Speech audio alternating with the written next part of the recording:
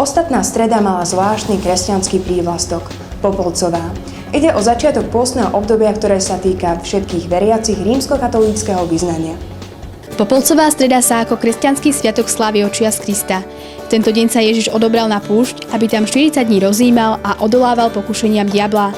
Od týchto čias sa sviatok Popolcovej stredy traduje až do dnešných dní. Na Prešovskej univerzite sa tento sviatok začal slávením svätej omše na 11. poschodí nového internátu.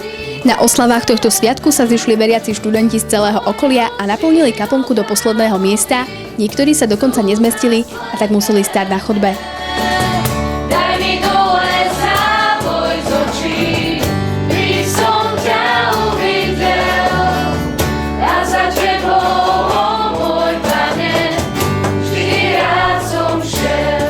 Pôstne obdobie je zároveň obdobím zriekania sa pôžitkov a konzumného spôsobu života. Čoho sa študenti v tomto období zrieknú? Asi najskôr tá lenivosť moja. Viac sa premáhať. Že so spolubojúcim som sa dohodol, že nebudeme piť tvrdý alkohol, len pivo, ale neviem, či to sa podarí. No ja som sa zriekla toho mesa, ale iba na jeden deň, pretože 40 dní by som to nevydržala, alebo sa poznám. Ja som sa rozhodol trošku obmedziť internet.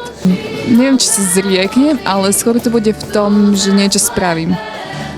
Odopriem si také jedno pivečko denne, že by nebol každý deň, ale že by bolo troška menej. Slávenie svätej omše bolo sprevádzané pomazaním popola na čelá veriacich a celý priebeh bol ladený v príjemnej študentskej atmosfére.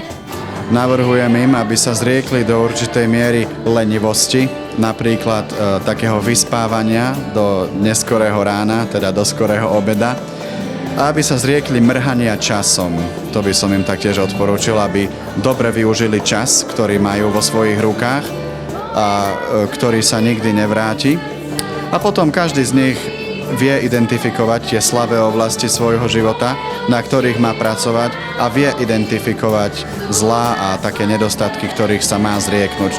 Ja osobne takisto by som sa chcel zrieknúť takej lenivosti alebo pohodlnosti a využívať ten čas lepšie a potom do určitej miery aj kávy a sladkosti. A ešte jedna taká špecifická vec, možno niektorých takých nevhodných slov alebo ironických poznámok, ktoré mi občas ujdu.